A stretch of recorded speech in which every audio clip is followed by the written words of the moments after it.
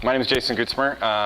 What I'm going to do is give you sort of my hypotheses here, which is that ecovillages around the world are becoming the sort of best public space to witness all kinds of permaculture experimentation on all levels, and I'll talk about the definition of ecovillage a little bit, and as it's defined by people in the movement for the last 20 years.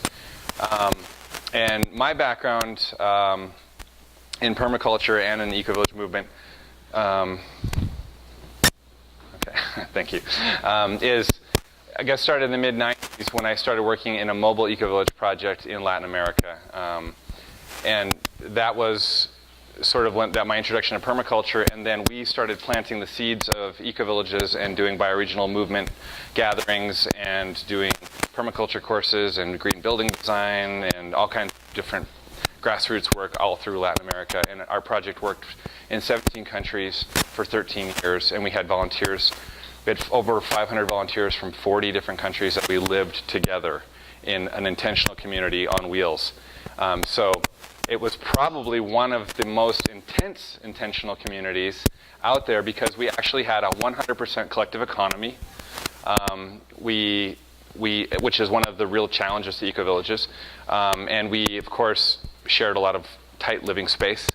And so it was a really great model to really figure out this human experiment alongside reducing our footprint and teaching and experimenting and those things, because people brought all these different world visions.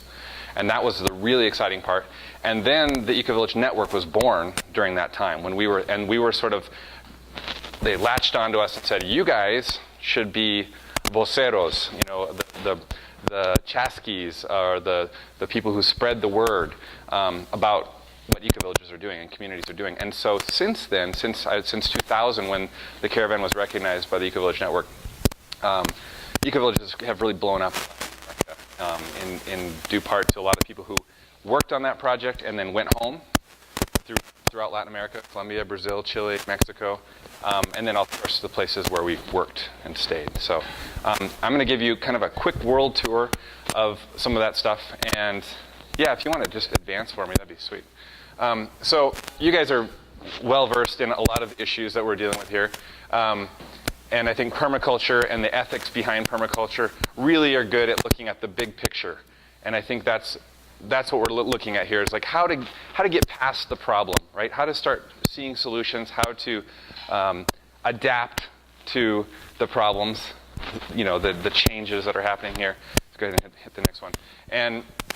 And also there's this problem across the world, and you know, this country, we live in this giant red, white, and blue bubble. It's really huge bubble, and it's sometimes hard to see past, like there's more to the world than Gringolandia, America, and so, but what's interesting is that as homogenization happens, go ahead and advance that,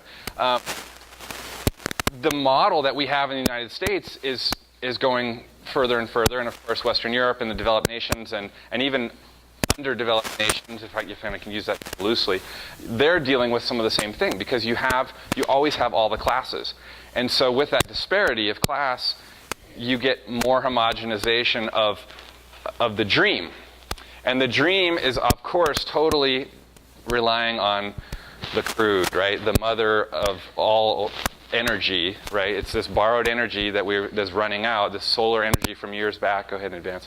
And so that homogenization of embodied energy, go ahead, is one of the things that the ecovillage model is really trying to get past, you know. And I think it's a place for experimentation. It's a place for dreaming. It's a place for letting your vision based on observation with these ethics behind it happen. And I think that nowadays there's so much access to information. When we started our project in Latin America, you know, there was email, and we were blown away when you could carbon copy and send like the same letter to 20 people. It was mind blowing, you know, when you're in El Salvador, to like start networking with people, and it was so exciting. And now, you know, and we were carrying around in our bus 10,000 slides and projecting them and doing conferences. And we had all these magazines and books, and we had this rolling archive, right? And it was full of all this great information with this rolling library. But now you can watch a YouTube video of the Ithaca hours, right in Missoula, Montana, and go ahead. And so the dreaming part of it is getting this collective, right? This collective consciousness is getting bigger and bigger. So to do that as individuals, it's really easy. I think now it's getting easier and easier.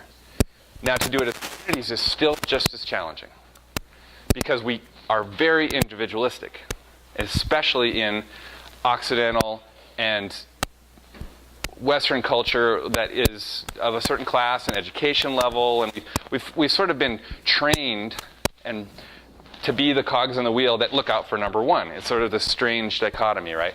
So all communities want these things, right? So what's the difference? What's the difference? How do you create an intentional community or an eco-village? Or how do you get smart about things? Or how do you create intelligent laziness, which is my favorite definition of permaculture?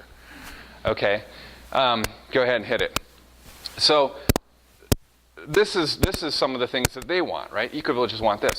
So they're all the same things. It's just a little bit different framing. Right? It's a little bit different framing that, in theory, has this long term. And now in the movement, I think people are really they're sensitive. And I was at the conference last year in Colombia, where people are really getting sensitive about the word sustainability. In fact, it's pissing a lot of people off because we say, if we are to sustain, let's just sustain this. That's isn't that just the same as status quo? I mean, if we sustain and sustainability, it's sort of like, my favorite, quoting Brock Dolman from Occidental Arts and Ecology, he says, if somebody says, hey Brock, how's your relationship with your wife? And he says, sustainable. You're going to be like, oh, I'm sorry, to talk about this, right? But if we say, how's your relationship with the earth? Sustainable. People are like, yay, go green, right? But no, that long-term vision is about being restorative, regenerative. Let's fix things, right? Let's go beyond it. And permaculture absolutely embraces that. So this alternative world needs to go from being an alternative to the alternative, right? It needs to go to integrating all of these things. And obviously permaculture is embracing all these things. I rant and rave at people who think permaculture is just a gardening technique. Because it's like, it's this big, it's an ethics with principles. It's a philosophy. It's a design system. It's so many things. And so communities that are using that, and ecovillages for the most part now, are using permaculture as the foundation of design. So with that, you've got these three ethics that are like your guiding principles. I mean, how great is that? You finally have something that says, hey, care for the earth. Care for the people. You care for the earth, you care for the people. Wow, there's like some sort of synchronicity there, like that could actually go in hand in hand. So all of these things, this multi-dimensional, harmonized approach, that's where we can do all those things, and that's what the alternative needs to embrace. And so that's what's exciting. Go ahead. So eco-villages, obviously, I'm sort of one of those people that when it says, oh, you guys live in that commune, right? And I'm always like, ooh, why? Well, why do I have that baggage? Could somebody tell me? Why do I cringe? The hippie days and sex, drugs, and rock and roll, chaos rules, laziness. Yeah. What else? Communism. That's a huge one. That is a huge one. And I guess I've lived in Latin America where there's a lot of conflict over the left and the right. And, in Nicaragua, there's still 36 political parties on the ballot in November, and the Communist Party is one of them. That's great, except for all the baggage that it has and all this ideal that it's like some sort of leftover idea that is not something that the future could hold. And so, give you individuality. Communes don't. They take away a lot of your individuality. well, and that's the thing is that there were communes and there are communes of every facet. But generally speaking, they were driven in the 70s movement, the late 60s, not even so much in the 60s, but more in the late 60s and the early 70s, they were driven by, generally speaking, two guiding principles. And you can correct me if I'm wrong, Skeeter, because you were a part of some of those experiments. chaos rules, the land is free, come one, come all. There's like, we are no leaders, everything, we're going to just dream a utopia, an ecotopia, and it's going to be this great thing. Okay? And then people come and go and ebb and flow until it kind of falls apart. Or the guru-driven, the charismatic leader who says, give me all of your money and your wives, right? And, they create these sects or until, well, guess what? It's counterculture people. And so what happens to a leader in a counterculture movement? The sheep are there for a while, and then they're like, down with the tyrant, right? And then they throw it out, and then there's no leader, and then they all run away because they revolted against their charismatic leader. And so that was, 9 times out of 10 was the story of the failure of many of the communes, right? So the eco-village movement, some of them were some of the survivor communities that went through these eras of chaos and gurus. Guru is just a fancy name for teacher, right? So, and that's fine. But they said, okay, well, we survived these things. What can we become? How can we evolve?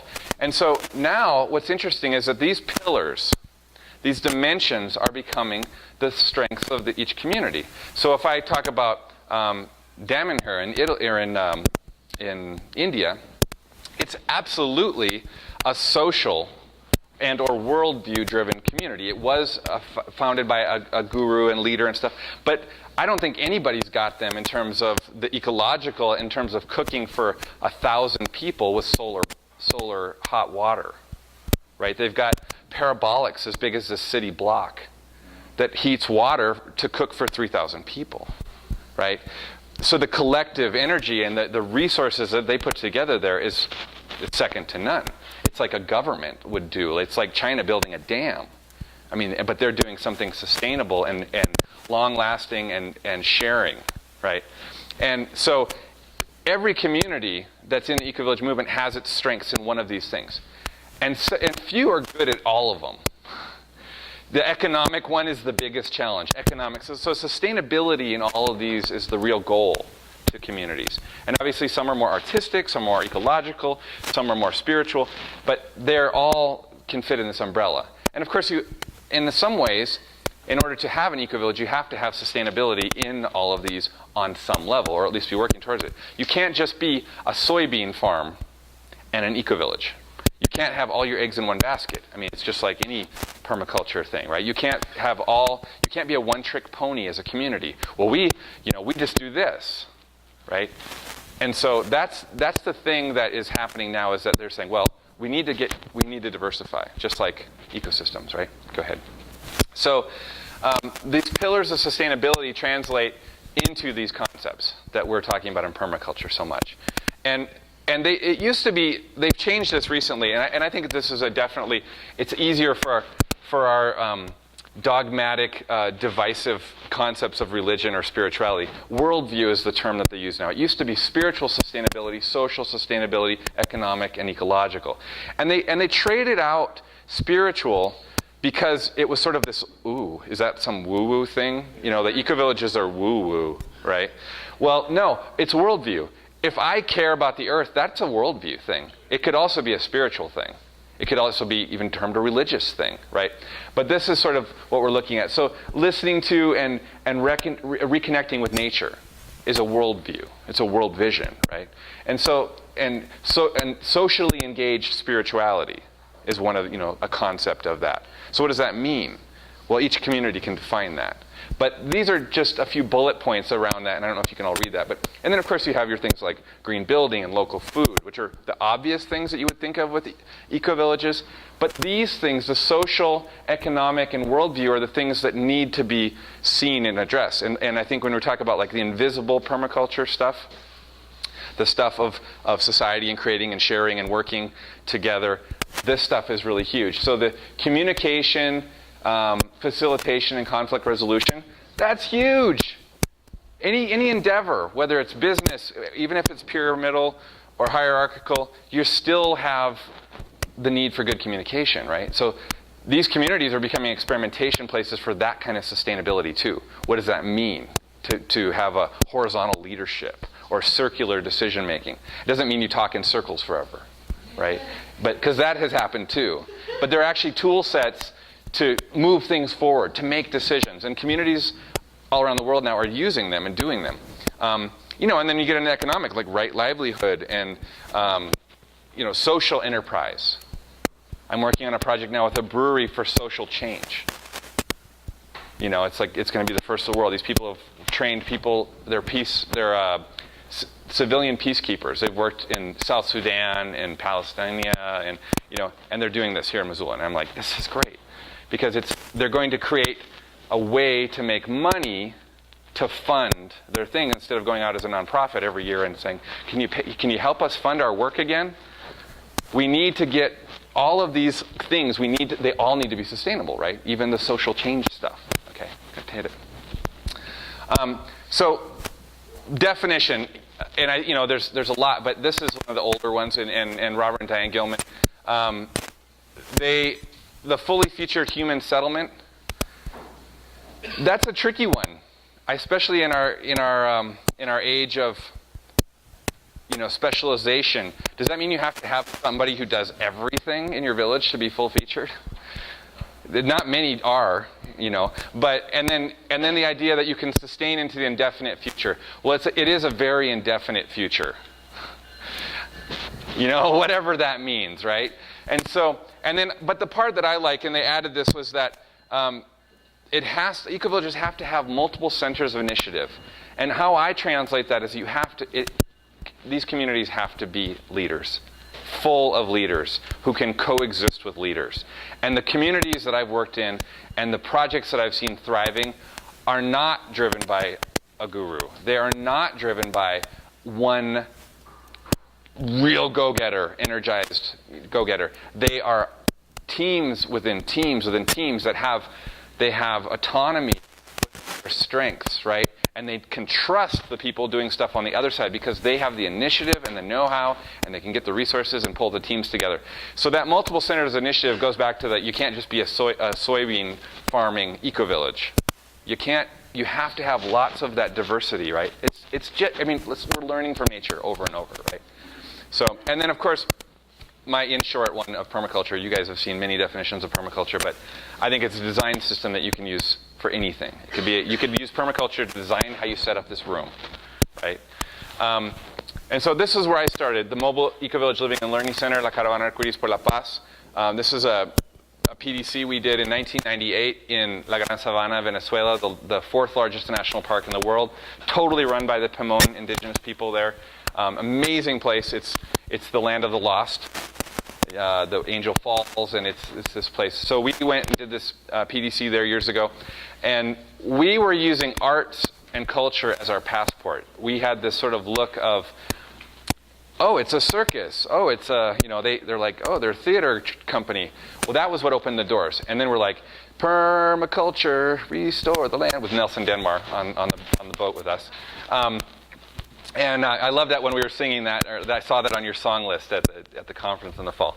And I was like, Nelson, all right, he was with us in Venezuela. So we were using art to then infiltrate with permaculture, right? We were the eco-gypsies. And the other big thing we were doing that has really gotten big, and it's exciting, it's going crazy all over Latin America, is vision councils, Consejo de Visiones. It started as a movement in Mexico in the 90s, and then it bridged the Consejo de Visiones Guardianes de la Tierra, the Guardians of the Earth. They started networking and coming up to the bioregional congresses in North America, right? North American Bioregional Congress. Well, North American Bioregional Congress included Canada and the United States. And so the Mexicans started coming up to the congresses and said, hey, you know, we do these too, but we call them vision councils. And we're working with like all the different Nahuatl people and the Lenca and, you know, different tribes throughout the country here, and working in these places, these bioregions, which down in a lot of these places are still very much defined by cultural and language groups. You know, a country like Mexico has over 50 languages of indigenous languages that are still spoken. And if you look at where those languages end, there's some topographical change that then creates a cultural change. And guess what? It's a bioregion, you know? And if we look at our language groups that of the 11 tribes or 13 tribes that are indigenous to Montana, they're bioregional groups, right? And so they started coming up and going, hey, we are doing the same thing. And so in 1996, we had the mission to go down from Mexico to Tierra del Fuego, tip of South America, in a 7-moon journey, pilgrimage to spread the word with pamphlets. This is 1996. We weren't just putting stuff on the website yet. And network with grassroots organizations, women's cooperatives, indigenous groups, healers, all kinds of people, to bring them north to Mexico to gather with the Canadians and the gringos. We're going to meet at the first Bioregional Congress of the Americas. And so that was our mission. We carried this flag to do that. Well, we made it as far as Costa Rica in 7 months. We were a long way from Tierra del Fuego. But 9 years later, we got to Tierra del Fuego, and obviously we quit doing just promoting that singular event, and it went on to become a huge thing that did all of these things. I don't know if you can even read them in that blue, dark sunshine thing. But the living and sharing with other human beings became like the ultimate experiment. And permaculture definitely needed to be the anchor of things, because we needed to have people getting along in order to do the work we were doing. This is a show that we did, that I did here in Montana first and then took it to South America. That was in Venezuela. That web connection, it's such a used thing now, and we have the World Wide Web now. But this idea that we were all connected, we were sharing this information. Now we have Gaia Education, we have Anna, we have Diane Leaf Christian's books and all these different things, and there's so much information, but we were sharing it on a very grassroots, tangible level. People who'd never seen anything or ever heard anything, didn't even know that this was possible, were coming to a show and then saying, then we'll come to a conference and then to a week-long workshop, and so we were able to get deeper and deeper with people. Go ahead. So this idea of communities is not obviously a new thing. It's the oldest thing. It's the village. In fact, that's why the eco-village movement uses that term. It's the oldest thing. It's in our blood memory. We all come from people who lived in villages. And there was the candlestick maker and the shoemaker and then the farmer and the person who knew how to do the good thatch roof and the builder and all these things, right? But what's really exciting is now that this movement is happening, it's going to these places where villages still exist, right? Yes, 70% of the world lives in an urban center now, but that means there's still 30% that's still living some way other than urban, right? And now even the urban eco-village model is going really, really strong. And so when I say there's a lot of unlearning to do, it's that cog in the wheel that likes to also be individualistic. That's this strange unlearning that we have to do. And I always say, the greenest thing you can do is share. And that is so hard in our culture. And so it's not that we have to learn to share, we have to unlearn to not share. I don't know if you know the difference, but I think you know. It's a subtle thing. But now these traditional communities are also becoming models for our future, because they are embracing the Ecovillage network. They're being embraced by the network and saying, okay, we want to have electricity at our clinic. We want to be able to refrigerate, medicines, and we want to have lights at that place for an operating table. But we still want to have our traditional customs. We still want to have traditional homes. We still want to have these things. So it's like appropriate technology. And so they're embracing technology, but in a way that is sensitive to their traditional culture, like in Ladakh, or in Sri Lanka, or in Senegal, or Ghana, and all these places. And so it's exciting because now the Ecovillage network of the world, the global Ecovillage network, is tens of thousands of communities because of traditional communities that are signing on saying, we're an Ecovillage. And so those places are now demonstration where you've got like these Germans who are going to Senegal and going, I've heard about these solar cookers, right? And you're like, what? They have to go to Senegal or Ghana to like learn this stuff, but they're seeing it in action, and that's what's exciting. So I think that's what's really exciting is now the eco-villages, because like Germans showing up in Senegal, is because this eco-village model that also often, not all, it's not like every eco-village has like a fishbowl component to it, but most do. And it certainly is a place where you can see a lot of people doing permaculture, or a lot of people doing intentional change. And what's exciting is that now they've got the ear of the UN. They've got several governments in Norway. We've got Gaia Trust, and there's all these in Denmark. There's these different places that are listening to the Ecovillage network, and there, this idea that the present course is unsustainable. Action is no longer an option. This is in 1998 no, this was 2000, the Global Outlook. Go ahead and advance to the next one. But the thing that was, it was 98. The ecovillages finally came on, and they said, the UN's like, this is good. This is really good. This is like definitely in the best practices. This is in the greatest hits list, right? Ecovillages. And so what's happening? Places are getting blown up by hurricanes and storms and floods and all this stuff. And so instead of getting the big ship with the zinc roofs from Texas and the cinder blocks with Cruz Azul, the Mexican concrete company, shipping it to Sri Lanka to go do disaster relief, right? Give a man a fish. Instead of showing up to say, oh, we're going to fix this for you, they're calling the Ecovillage training centers. They're showing people from local places saying, oh, we're going to send you to Thalego. We're going to send you to Tennessee, and y'all are going to get trained in how to do something, how to observe, maybe even how to remember what people did 50 years ago, 100 years ago, 1,000 years ago in your bioregion.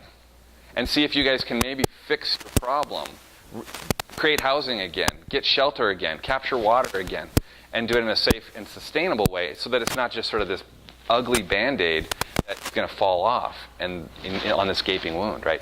And so that's what's exciting, is that they're these replicable models, and they're becoming training centers. They're recognized as campuses for this experimentation. So, let me go back one. And so the big thing that I've said when we've started working on our project, Rick Sherman's part of the project we have up here at Sun Dog Ecovillage, is like, we got together with a group of 15, 20 people, and everybody's like, oh, and we could do this, and we could do this. And I'm like, no, wait. It's like, you guys, wait. All of this has been done. We don't have to be like, oh, I wonder if, all of these things that we wanted to do had been done. There were models for them. I'm like, we need to network. We need to read, Diane's book. We need to talk to people in communities, because that's the other reason, 9 out of 10 communities fail in this country, is because people think they have this great new idea that, like, we'll build a village. It's never been done before. Well, we've been doing it for millions of years. And so what's exciting is that now, now it's like, since 2000, the project that I worked on got involved, but everywhere, they're everywhere. All these human settlements, you name it, urban and rural, traditional villages, new intentional communities, all of them are really strengthened by the fact that there's a research center, or that there's a traditional community doing things. And they're now part of this network, and there's a sharing of knowledge. And so GEN is the global ecovillage network, and then it has different regions. It has the Oceania and Asia. Just this last year, the global ecovillage network Africa, it used to be Africa and Europe were combined because they didn't have the development, whatever. Now Africa is like, they're on it. And now CASA has come out of ENA, which was the Ecovillage Network of the Americas, horizontal, right? The Americas, not North America above South America. It's a very big thing. And it had 9 regions. And my wife's a representative of the 9th region, which is the mobile region, because we've worked as bridge people throughout the Americas. And it helps that she speaks French, Portuguese, English, and Spanish, which are the main, dominant languages in the Americas. But now CASA was born last year. And this is the Council of Sustainable Settlements of the Americas, and I'll talk a little bit more about that. And it's all about this grassroots networking. Go ahead and take it. And so some of the examples, I just want to give you a quick world tour here.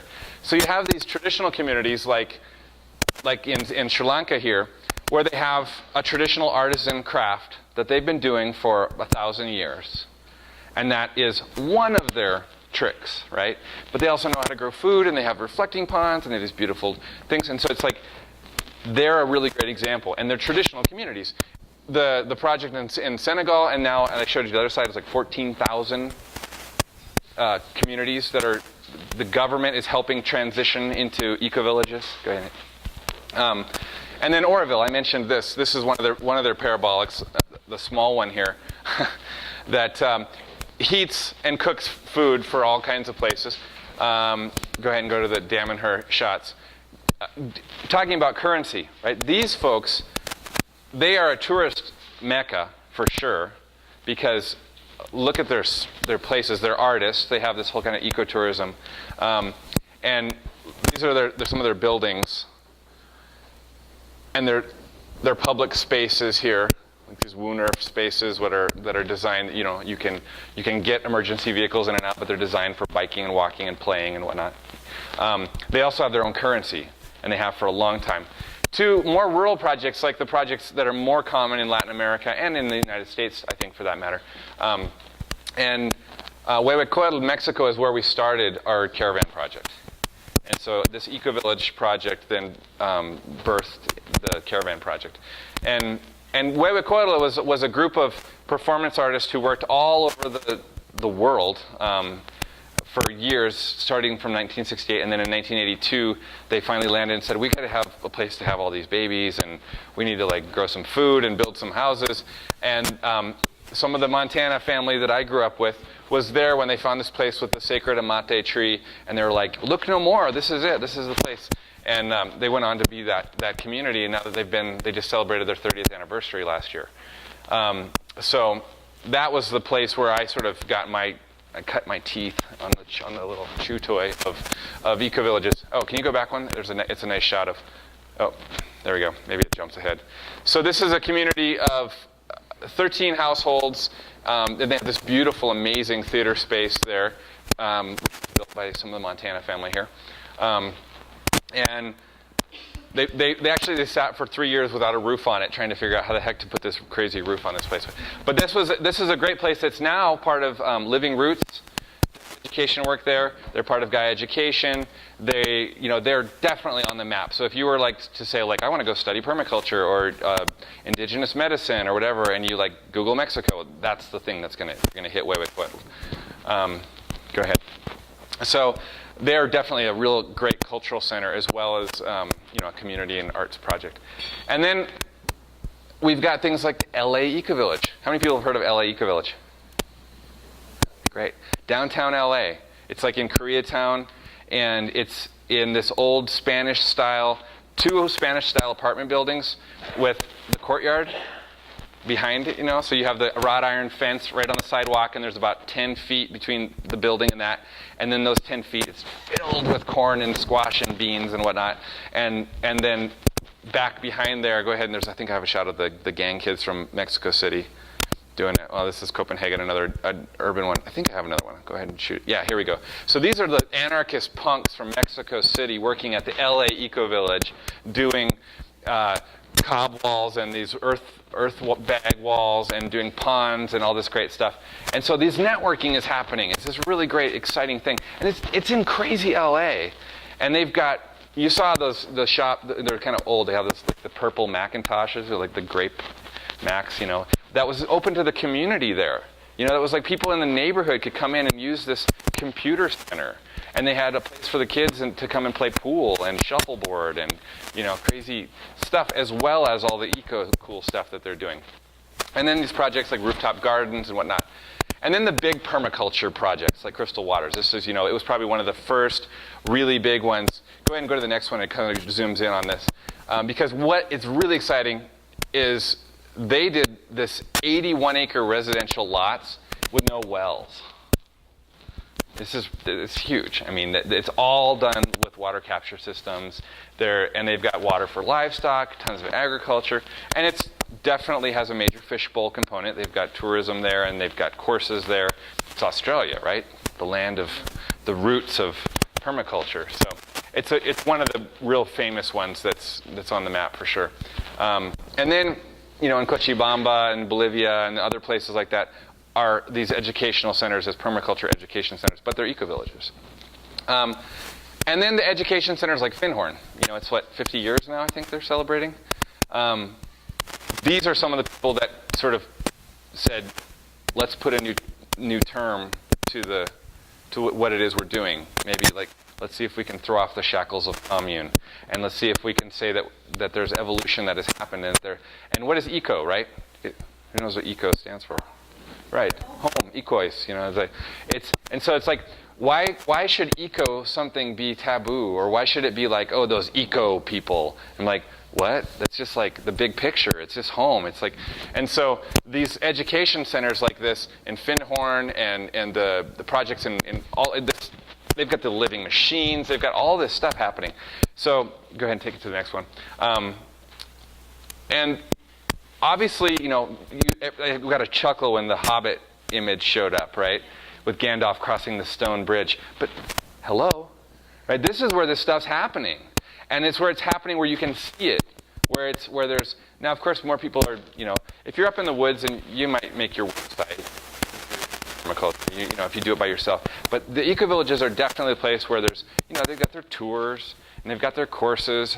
And so you can come in, you might have never seen something like this and you go, wow, somebody actually is still doing this. This is really great. Or making houses out of whiskey barrels, right? Recycled from their land. So, and then the living and learning concept. So that's what my background was in that. And so when we created Sun Dog, and we'll just roll through these quick because I know you guys have seen some of the stuff from Rick. But we started. I brought my friend Odin Ruz from Huehuecoatl because we had a lot of similarities in what we wanted to do. We wanted to create an ecovillage education center. We wanted to have like a big social component that went beyond us just having a great place to live. And I think that's what's really great for ecovillages. I mean, they really are trying to reach out to this larger thing. They're not, okay, that's how I'll define what they're not, generally speaking. They're not a survivalist movement generally. They're not generally, it's not the same as the Back to the Land movement.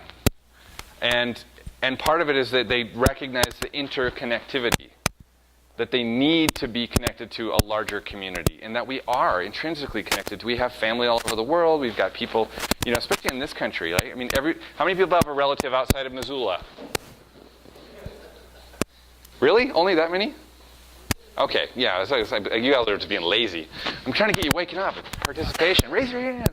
It's like that's the world we live in today, right? Especially in this country, this huge country where you can just live anywhere, right? So we wanted the center. So we did our PDC, and we designed our place with a PDC, right? But we did it after we lived there a year. Why? Right? So there it is. I actually wrote it in my slideshow here. The greenest thing we can do is share. So all of these things that you have to do is so much about the community glue and the invisible permaculture stuff, right? And it's so hard and tricky and important and it's just so based on everybody and what they all bring to the table, right? So these are a lot of the things that we worked on for 4 years before we even found land. And guess what? We had people come and go because it was like, I just need to buy land. I have to live in the woods. I have to have a view. I have to see the water. People had all their reasons, but the people who were like, okay, well, the big picture of like, well, I need this, but then there's also these other aspects, and like, can I give what I need or let go of what I need in order to do this other thing?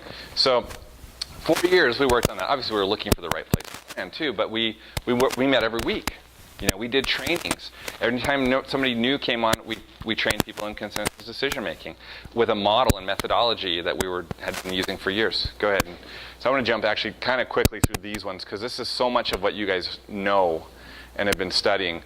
But the ecological objectives and kind of the things, how these work into what we were doing there. Protect, expand, restore. That's what all of the kind of stuff, responding to change, the Beatles was like, we were a bunch of tree huggers that had to like pick up chainsaws, and we realized that that's what we needed to do to respond to change. Can you go back one, actually? And I guess you've seen probably some of these slides, but like, and we're doing so many different kinds of things, and we wanted to be a model, so we were trying everything. Ironically, we didn't get to make half the models that we wanted to do because we were doing so much work on 40 acres of forest, right? But we're trying, experiment after experiment. My log arch, I love this thing. You can move anything with it. It's great. Human power, I loved your talk the first time we were met. You talked about it's like we need to work more, less machines, more human power. You just have to eat, right? And stretch, maybe. Go ahead. Human power. We didn't have a backhoe when we first built that thing. I wish we would have now. I actually kind of look back and go, that would have been a good idea. But a 40-foot trench, you know. But a lot of the things that we're looking at in the way you can live with the land, live with each other, all these guiding principles. I don't need to talk too much. This is just basic. We can push on through here. So minimizing certain impacts, obviously, you know, where we were going to drive, all those kind of things. And then the social community objectives. You know, and I think this is the part that gets overlooked so much in community endeavors. You need to have community glue. What does that mean? Well, you need to know how to have a good time together. That's one way to do it. Celebrating together. But in this day and age and in this culture, some way of collectively sustaining and economically sustaining all of the individuals is so key. And I was warned early on from all of my elders in the movement. They're like, well, don't just become another like eco condominium where people all have their own place and everybody has their day job. And he's like, what is it that brings people together? Well, in the caravan, we all had to do theater and we had to do this and that, and we had our performances and conferences, and we all had to do them. And if you didn't sing and dance, well, you learned. And so you got out there and did it.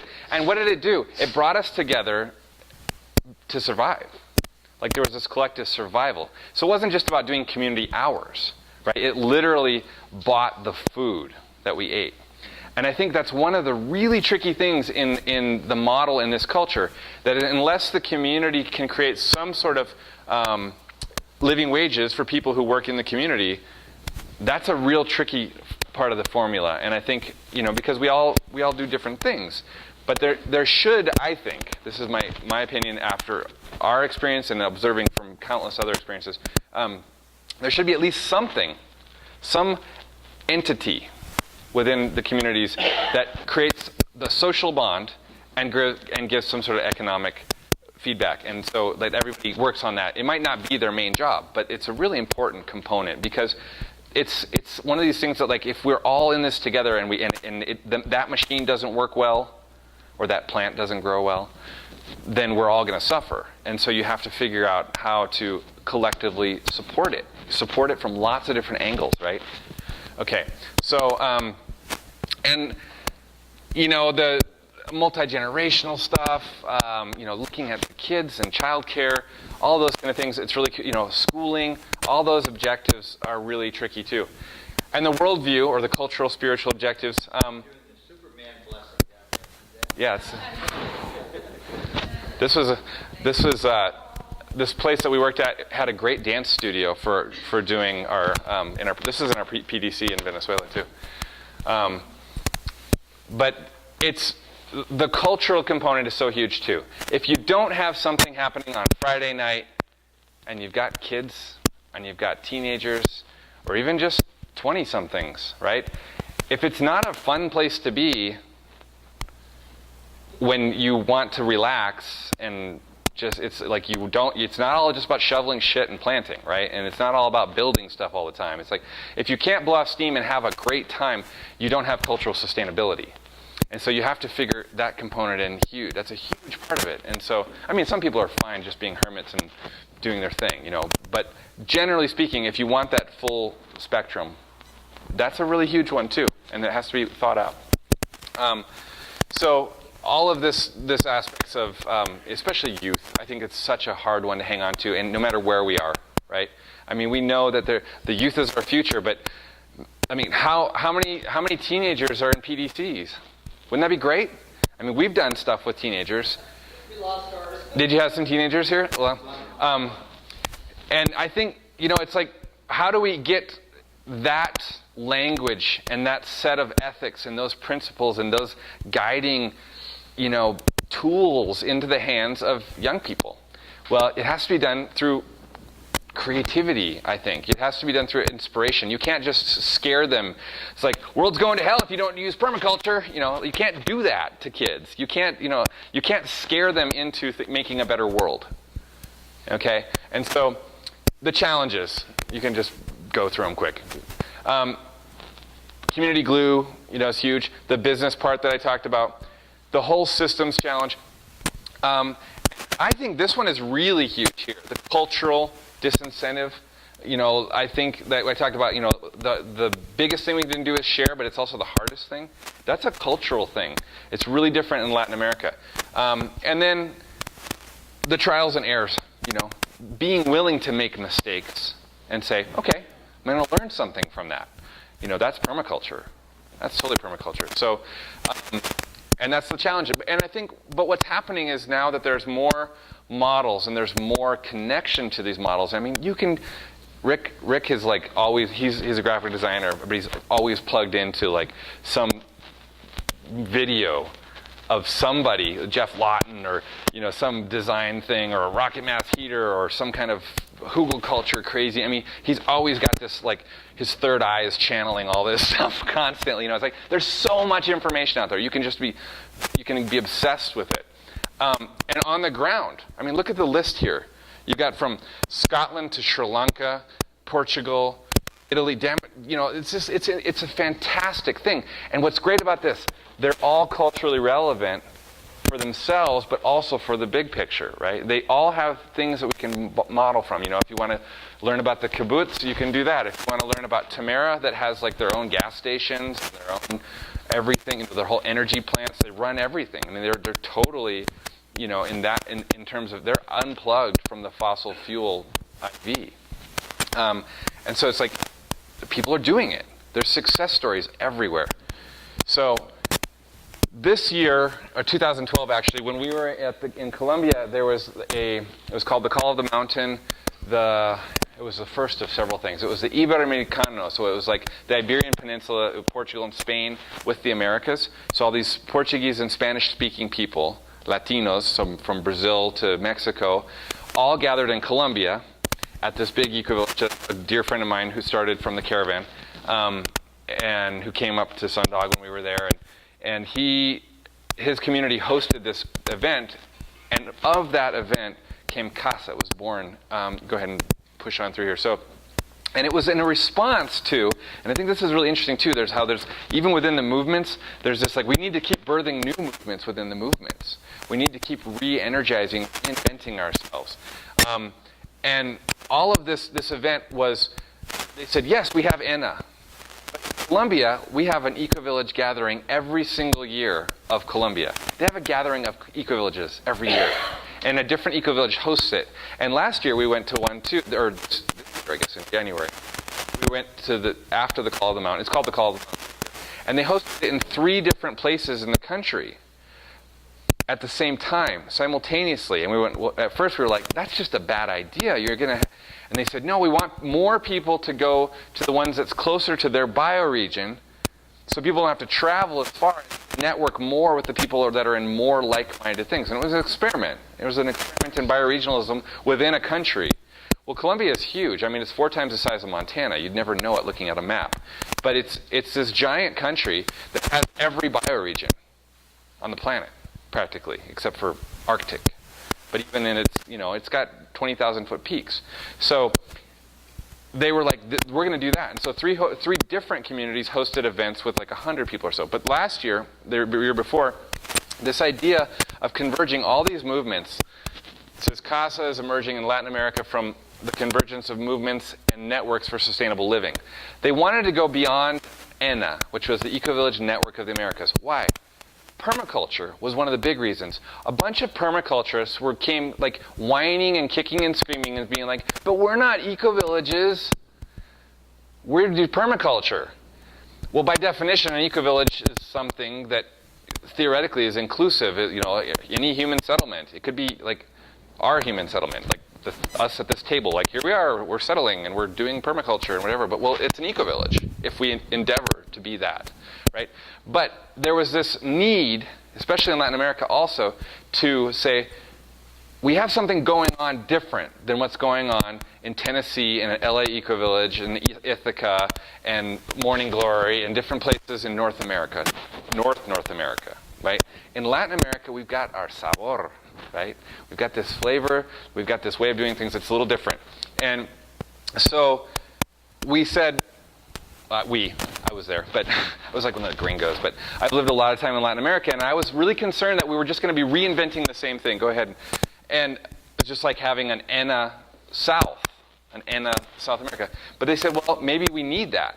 Maybe we need that culturally to have that. We can still network with the North, but we need to have that. And guess what happened? So CASA was designed with this petal concept, and you'll love this. This is so permaculture. So it's this flower, right? It's a mandala. And the mandala said, well, let's make a mandala of inclusiveness, a rainbow of possibilities here.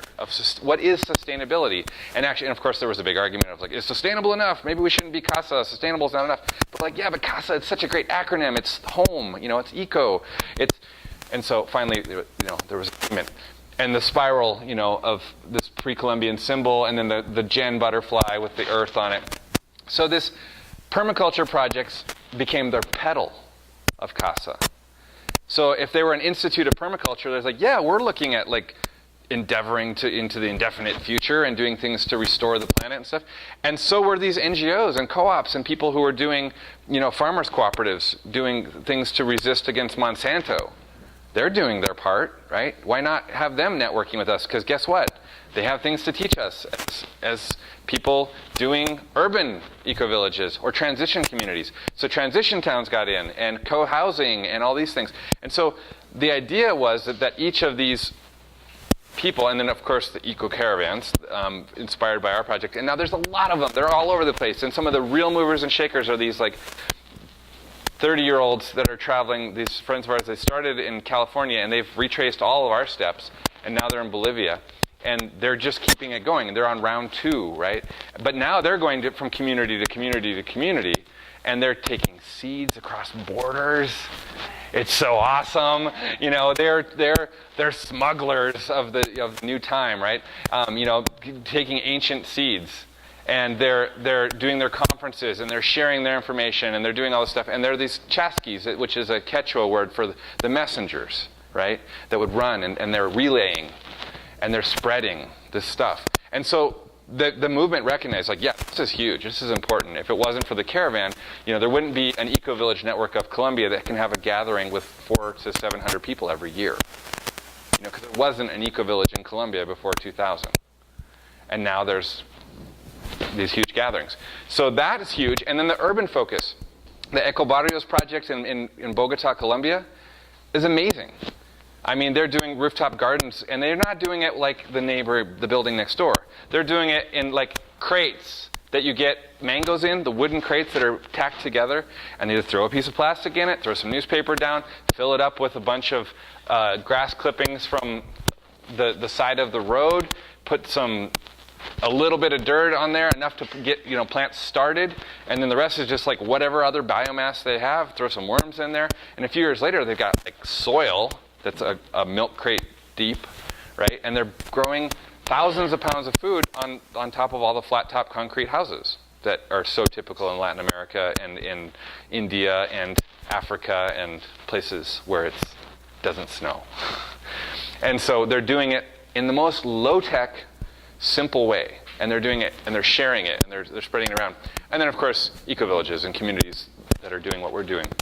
And so the idea was that each region within each country, within the continents, would self-manifest.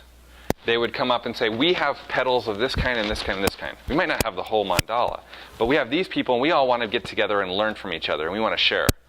And we want to get together, we want to learn from the permaculture institutes in Manaus, or outside of Manaus in Brazil, because we want to learn about biogas. And so they might have their petals over here, but they can connect with the petals in Brazil that are doing their thing. And so they're all networking now. And it's just, my wife is she's the ambassador of this thing, because she's she translates. That's what all that means. she's constantly translating and hosting meetings and stuff with people on Skype or WebEx. They have this software now where they can have these meetings with people in 6 different countries, and they're all meeting and they're raising their hands and they're taking turns talking and they're doing all this stuff, and it's just coming from the grassroots, and it's really exciting because it's all over the world and it's happening. So we could have CASA like born out of this room right here. We could be like, we're the PDC people from Missoula and around, and we want to be a pedal of CASA, and we want to learn from what people are doing in Mexico and El Salvador and whatever, and we want to share what we're doing, and we're excited about what we're doing as individuals, but we also want to network. And so that's the idea, is that anybody who wants to be part of CASA or any organization or any of those pedals, right, can do that. And it's pretty exciting what's taking off here. So, and regenerative, see, they added that. I love that. It's good, right? We need to do that. And then Rio Plus 20 happened. I don't know if you guys followed the news a little bit, but Rio Plus 20 was like the green economy, right? You can pay to pollute, right? They called it the greed economy. That was instead of the green economy, they had all these great fake banners that almost looked like the slogan banners, but then you did the double take, and you're like, oh, it's the greed economy, you know. So we had a seat at the table with the UN and all the people there and the delegates and blah blah blah and the oil companies and the energy developers and the blah blah blah, and in the end nobody did shit. The country, it was the biggest fiasco ever. I mean, Rio Plus 20 was worse than Rio, the first one round. You know, like trying to come up with some sort of like world agreement on how to make the planet better. It was a total fiasco. But guess what happened? The People's Summit happened there. It happened simultaneously, paralleling this, and shit happened. People are changing the world. I mean, it was exciting. I mean, people were just like blowing up. The indigenous people were there in the thousands. From the Amazon, the Xingu, you know, doing their presentations. They were doing sweat lodges. They had these amazing, Playing for Change was there. I don't know if you guys need to Google Playing for Change. Watch it on YouTube. You watch, like, it's great. Musicians all over the world making things happen. It was all happening at the People's Summit, which was created parallel to all of the politicians, right, and the bureaucrats. And they were saying, well, here's what the people are doing without the governments, despite the governments. And that was really exciting to, like, you know, my wife was there, and she's like, right, you know, here's where we were today, and here's pictures, and here's so-and-so, and I'm just like, oh my God, this is so great. And then you turn into the news, and it's embarrassing. You know, the Rio Plus 20 was it was embarrassing. The Earth Summit, give me a break. It was nothing, you know. But the people were doing it. So that was exciting. And that should empower, you're all doing it. You know, you're all part of that, so. And then Jen happened, the Global Ecovillage Network said, okay, CASA, you're in. You guys are the new kid on the block. We embrace it. It's great. And they were recognized.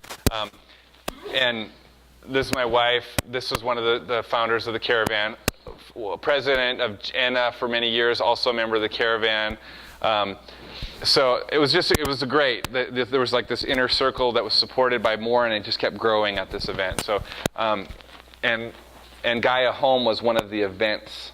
It was like this space that people came for exchange from all over the world at that.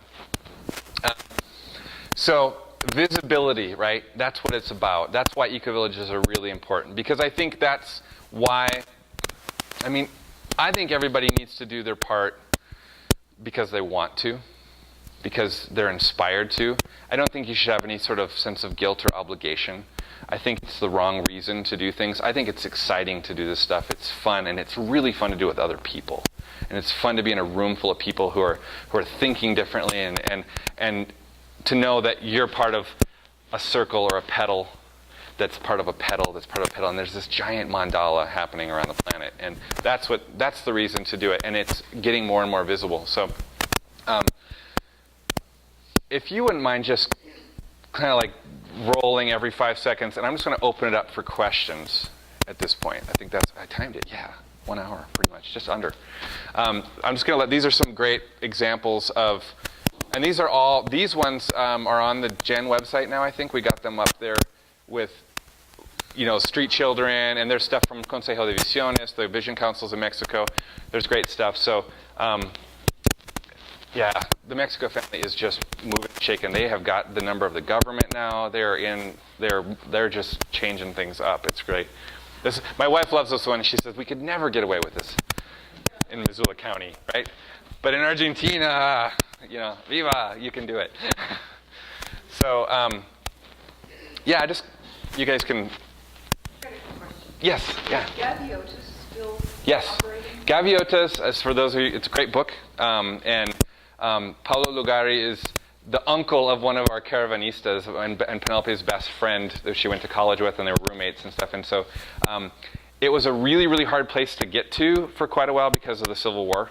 And but they're still there. They're still like, we had boxes of pamphlets about teeter-totter wells and bicycle with inner tube on ropes with knots that you could pull up and bring up like a column of water gushing out of it with like such low-tech thing. Gaviotas is this great, amazing project that started about trying to deal with health issues in a lot of ways. And they're like, oh, well, how do you get people healthy? Get them clean water. And it's like, how do you get clean water? You have forests that protect the aquifer. And then like, oh, look, we have this, have these trees that have resin that we could make a product from. And then like, oh, the plastic bags that you collect the resin in are a problem. So they made super adobes with recycled plastic. And they just started looking at like, it's like if you have an output or an input, like how do you just make it into all a closed loop? And then the community aspect of it was that it was a grupo de base, what do you call it? It's just like it was for a community. It wasn't affluent anything. It was an objective or initiative that people from the grassroots would do, and it's still thriving and doing their thing. But they've had, of course, a lot of difficulties with the conflict. You said there weren't any ecovillages before 2000? Well, they don't. The term hadn't been coined until 1998. But of course, yeah. Predate 2000. Absolutely, and so do all the Senegalese communities and Findhorn and all of these things. But the eco-village movement really took off late 90s. It's when Gaia Trust created Gen and whatnot. So yeah, for sure. What was the name of the Gaviotas.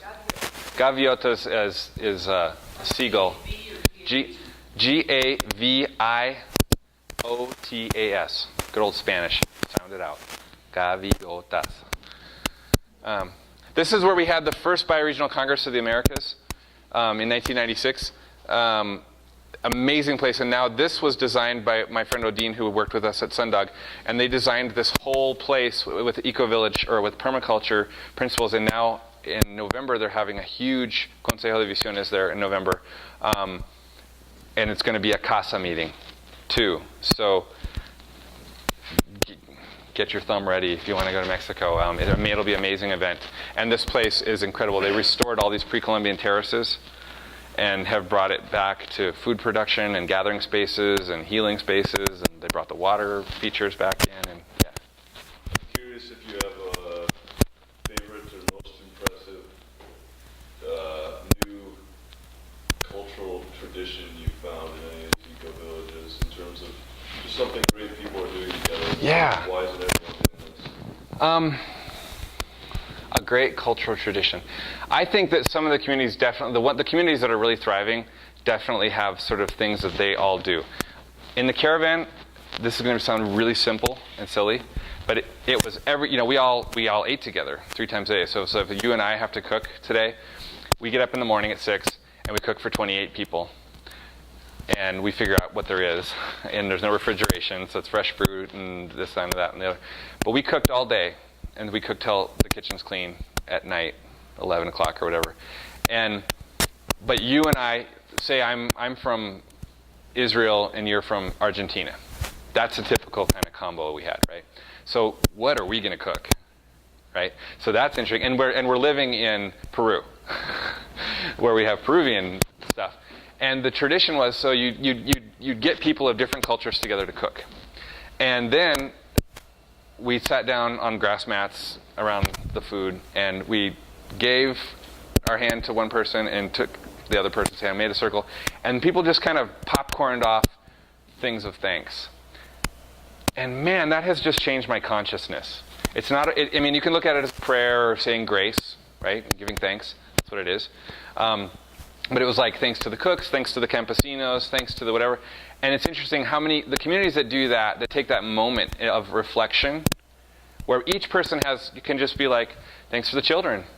And then somebody might break into a song, or somebody was like, that's a modern new thing in this culture, but it's certainly an old thing, right? It's so culturally relevant in most places in the world, or it was at least at some point. And that's a very simple one, but it certainly changed consciousness in people after doing it for months at a time. And then there's a lot of dance traditions. Universal dances of peace are really big in some of these communities, and that's an amazing glue thing that brings people together. And then, of course, it brings all these people to the community to take the classes and do these things. And that's, I don't know if you know about that, but it's a really interesting movement where people are playing live music and singing and doing chants and moving together. And that's really big in Europe, in a lot of the European communities too, in Seg in Germany, Lebensgarten, Finhorn, in Torre Superiore in Italy. That's really big. And then in Atlantida, the eco-village in Colombia that we worked with. It's really. We had it for a while at the mindfulness center that there was a guy. Yeah. There's another cultural tradition. Yeah. Circle. I mean, and of course, circles are old, but with the eco-village and the permaculture movement, circles are. And it's a spiral. cultural. This was a spiral. But yeah, it's a circle. It's circling, and it's a circling energy. You know, that's even in some ways a better thing because it's a circle with energy moving. Right? That's a great question. I'm trying to think of other. Yeah, and that's. I mean, I can't think of anything other. Like there's that example of the dances, but yeah. Yeah. What would it take to keep Sun Dog going? Oh, all of you. 20 people. The vision and mission that we set out to, so you guys all know that Sun Dog is on the market Monday. It's multiple centers of initiative. Rick and I are a team. We're an initiative. You know, he had a lot of the initiative in the forestry. I did a lot of the permaculture design system stuff. And then we started working more and more in his permacultural use of the land and whatnot. And then my wife was doing a lot of the social stuff, and then Trick working on the educational stuff. And you know, we had a lot of strengths when we started with 9 people. So we thought, oh, we're almost halfway there. We had babies on the way in our group. We got people who are 60. We got people who are going to be born next year, that kind of thing. And 97 at one point, yeah, and passed away. And an elder that passed away. But that dynamism of a circle of 20 plus was what was needed to do that vision and that mission. And I know what that is because that's what we had in the caravan. When we were down to a dozen, it was like, holy shit, this is heavy, right? Really heavy workload, psychically and emotionally. And when you have more diversity and more autonomy, you have strength. And you can also take a break because somebody's covering, picking up the slack when you need it, when you need to recharge or something. And that's an interesting number too. When you get over 20, I think the 20 to 50 is a perfect community size because if you get up to that higher end, you probably have circles of affinity within, and you can have the curmudgeon-y hermit folks. Doesn't matter. Even though they're like, well, I like this community for my own damn reasons. You're like, why are you here? But you can have that because there's enough people to be like, yeah, it's just how they are. It's fine. It's okay. They do their thing. But if you're 10 people and you have like one person who's like arms crossed, it's like that's like putting the brakes on everything, and you can't do it. And so. And then you get to four adults. And I think what would you say? That's a hard question. I think, people, committed, multiple centers of initiative. You need the defining things of ecovillages, right? You need sustainability on the cultural That's a big part of it. Having a lot of diversity and cultural, so that there's things happening. You need to be on them. I mean, we've had people from Sweden, Belarus, Spain, France, Germany, England, Ireland, Colombia, Chile, Mexico. You know, we were on the map in the world thing because people, you know, because Penelope and I, we were networking, and then we were like the eco-village in Montana. So somebody like, it's like, oh, I want to go to this place and work and help.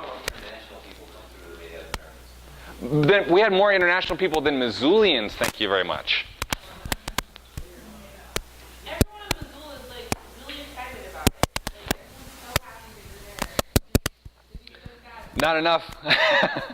And it's you know. The next chapter starts. Yeah, you know, and I look at it as like I obviously have a lot of grief about the project, but I also I believe in this movement. I've been working since I was 21 years old in this movement, and I have seen countless projects ebb and flow, come and go, and I think the learning experience in every one of them is the endeavor that is worth doing, because like I said, we're not doing you know, early on, I used to debate with Rick about why we're doing this. It's like, well, we'll peak oil, and I'm like, I don't, you know, I don't go there personally, and we've come to great dialogues about it. But it's like, in the end, we both realized that we were doing it because we just loved doing the work, and we loved the camaraderie, and we loved the dreaming. We loved being Gandalf on the cart, right? Let's go to Hobbitville, right? Do you guys consider any crowdsourcing support? No, because like I said, it's like there's so few of us to do what we're doing that it's like, yeah, I could do that, but that would mean I'm not doing 5 other jobs. And that's the thing, is like I'm a pretty good juggler. I have a pretty good hat collection. You know, I can weld the plow and fix the this and that, and you know, I even cook, but not very often. But it would mean a job. You know, it's like, it's a job. You need somebody to be like, I'll fundraise. Actually, no, you need a team that says, we'll fundraise. Because I funded our bus. We took a bus from the caravan to Montana, from Montana to the Amazon. Like when I had a team of 5 people who did fundraising to make that happen in Missoula, and then drove it to New York City, and then down to Florida, and then shipped it across the Caribbean to Venezuela, and then rendezvoused with the other bus, and then we went on to live in the Amazon for half a year. I know how to do that stuff, but I also was like, okay, y'all got it? Okay, that table over there, it's like, y'all, you can do that? Awesome. They did it. And I was like, okay, because I got to design the bus. I got to make a permacultural design on 6 wheels. Dualies in the back, right? That can hold the mule, right? Everything. So, Skeeter had it. Yeah, I've been in the communities movement for, like you say, since I was in my early 20s. And I've watched a lot of communities come and go. I've been in a number that have failed, some that are still going out there when I left. People are like, oh, it's so sad, it failed. And it's like, I said, well, it was a great experiment. We all learned things. And what I think happened in that great communities movement, and it's still happening, is that we took what we learned and how to communicate and how to counsel together and left it to the greater society. In a sense, we've become the leaven. Yeah. That we've gone out and we've really changed. We have been changing the world. We ain't where we want it yet, but we've made a lot of headway in my lifetime. Absolutely. Absolutely. To be part of those, they may have failed, but the movement is succeeding even though projects come and go. Right. Are there communities where there are non-resident members? Yes. Members who Yes. are they part of the community? 2 of my favorite communities in Colombia have a system like that. They call them escarabajos, which are the beetles, and the beetles show up to do, like, they're supporting members that they live in the city, and because they like their urban lifestyle, but there's a lot of urban refuge syndrome here too. Obviously, I think there's a lot of people who idealize having 20 acres in Montana. It's like, it's a pipe dream. Like, it's way more work. You know, be careful, get help. But there, it's easier to have a place that you can go to if somebody is growing food there and somebody is making sure the roof isn't collapsing and the jungle's not taking over the house and the termites aren't eating the, it's like, so having some people who like keep the fire going, and then having those people who are out there and economically are bringing in the things. They come for the courses, they come for classes, they promote, they get up the posters, and they get people there for events. And those people are really important to those communities because they're these liaisons who are living, and they know that they might not be a good fit even. Some of them are like, they're like, I couldn't live here all the time. I'm just too much of like, I like my this or that. And it's a really interesting model, and it's, I think here it's tricky because, I think it's like the investment and the payoff and economics, and, it's a tricky one, because we certainly looked at options There like was that. something called the Bass Creek Commune. Sure, yep. Which kind of had that model. That there were people that lived there and took care of the place, and there were people that lived down here in town and had a job and helped support it, and then they would go and enjoy it some of the time. The tricky thing with even in the communities who are pretty organized about doing that is the people who show up on the weekends to have a good time. And they bought in, they had their membership, and they maybe helped fund, they got that seed money together. But there's the people who are busting their butts to keep the project going and on the ground infrastructural stuff and doing the permacultural design and so there can be sometimes some sort of animosity or maybe some unspoken resentments about people who just come and enjoy the place. Now there are others who of course show up with shovels and do it, but it's a tricky line sometimes. And it has to be, I would say, you have to let people know what the expectations are if they're gonna maybe live up to them, right? But if they don't know what they are at all, they probably won't live up to them. So clarity about expectations is really huge in any community project. Any questions about CASA or ENA or? Are there going to be the CASA get-togethers in North America? Are they? Well, Mexico is the bridge, right? Yeah. Well, see, theoretically, the CASA model is something that so ENA North is now birthing because of CASA being in Latin America, and then of course now there's this like ENA North is having issues with Canada because it was like, oh, it's English-speaking Ecovillage network of the Americas, and then the Quebecois are all like, nah, a la mierda, and so now they're like, oh no, of course the French are included too. So it's like, every time you get into these like political little aspects of things, but in the end, it's the people on the ground who are doing it who make all the good fun stuff happen.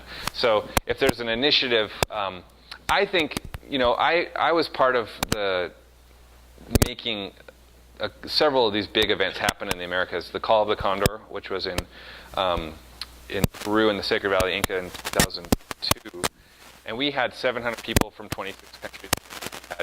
We had, the little shamans from Bolivia doing their sacred ceremonies with the llama fetus and the coca leaf, and it was like you're like, where am I? Right? What is this?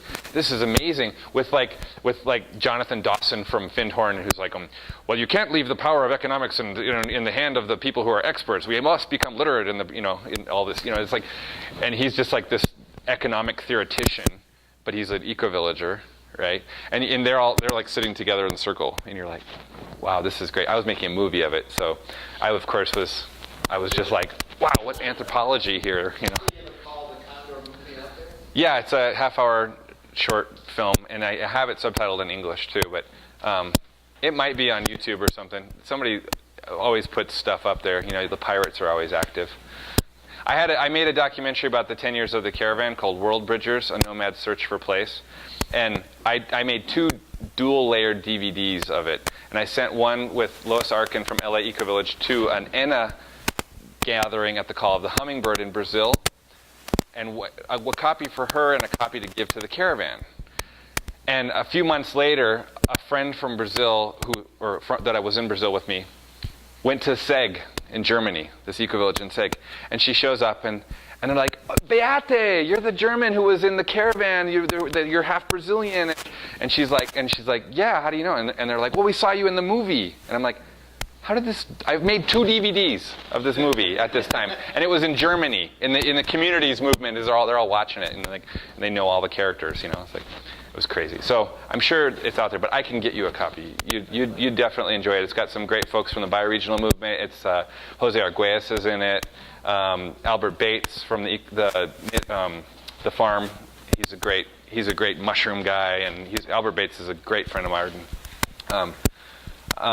It's got some great folks in it talking about the Americas and the prophecies and some really exciting things that are happening. The call of the condor, the call of the hummingbird, the call of the rainbow, now the call of the mountains that are happening every year. The last 2 years ago, the Consejo de Visiones happens every 2 years in Mexico, and so this year it's going to be another convergence with CASA. But they're a great model because this Latin American circle, they just know how to pull these things off con las ganas and las uñas, with just will and your fingernails, right? And they pull together, like the first Congress in Mexico, they were expecting like 600 people, 1,200 showed up. There was a pipe ceremony with 13 pipe holders. Who knew that pipe holders were going to show up with their pipes?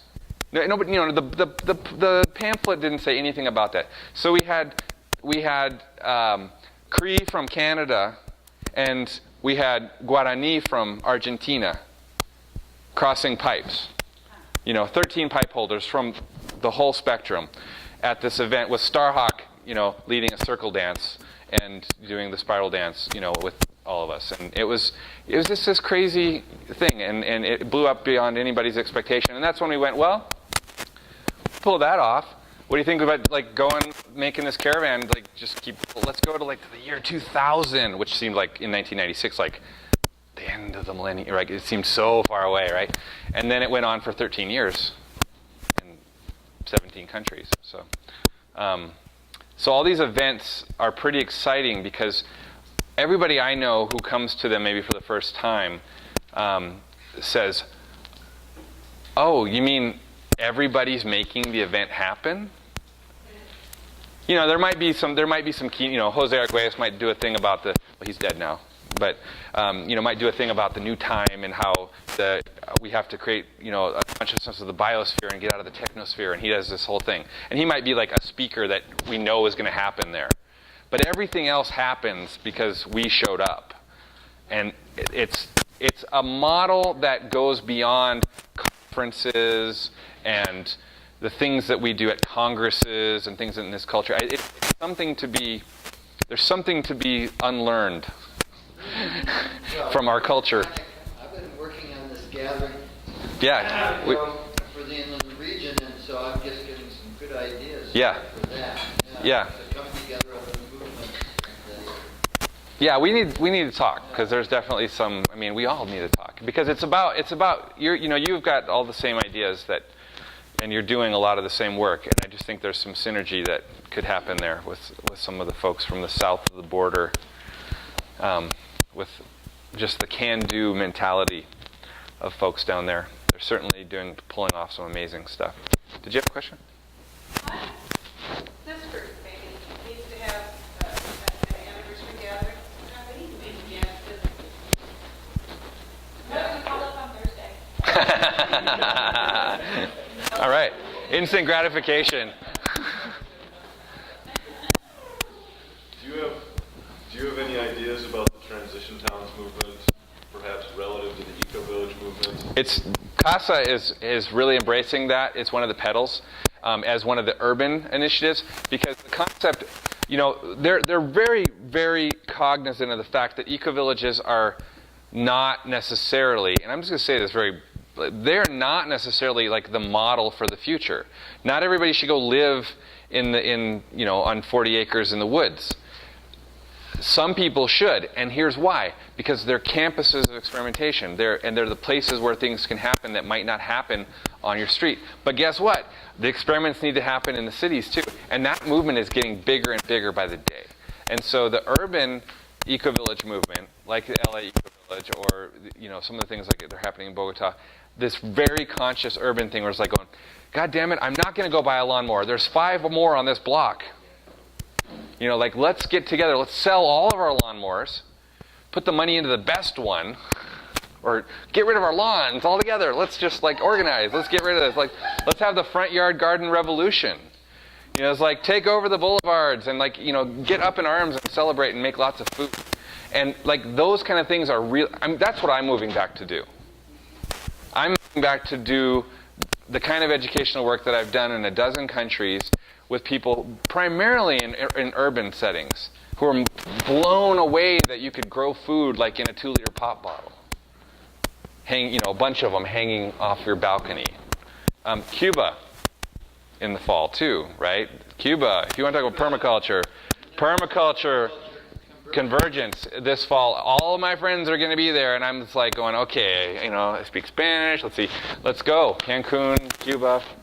My daughter's going to be there. Yeah, I mean, it's going to be, I mean, it's the model for urban survival through the tough times of the embargo, right? They have turned brownfield sites into food production. They turned all their old car lot or parking lots into food production in the cities, you know, and it's like there's a lot happening and then so the transitions is really great. Gaia University was founded by one of the other founders of the Caravan, Leora Adler, and there was a great speaker at the conference from Lewistown. No, I always get those mixed up. From which is the one in Idaho? No, in Idaho. Lewiston or Lewistown, you know, it's like the.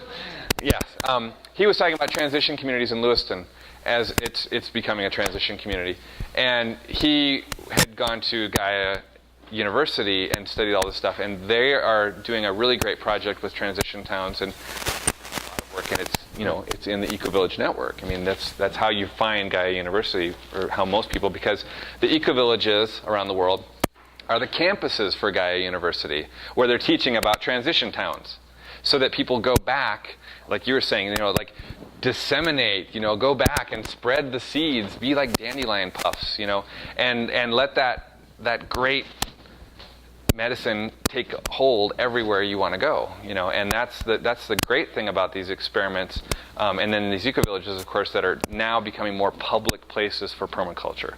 You know, I think a lot of communities before sort of like, we're full, the door's closed, thanks, you know. Now communities are really embracing this idea of education, and especially with permaculture. In a sense, PDC is a bit like the germ of an eco-village, or it's like a little glimmer of it, especially when you do a 2 weeks intensive on the same site, because you are the village. Right. And you do everything together, and you create the village. Here we come and go, so you don't quite get the same flavor.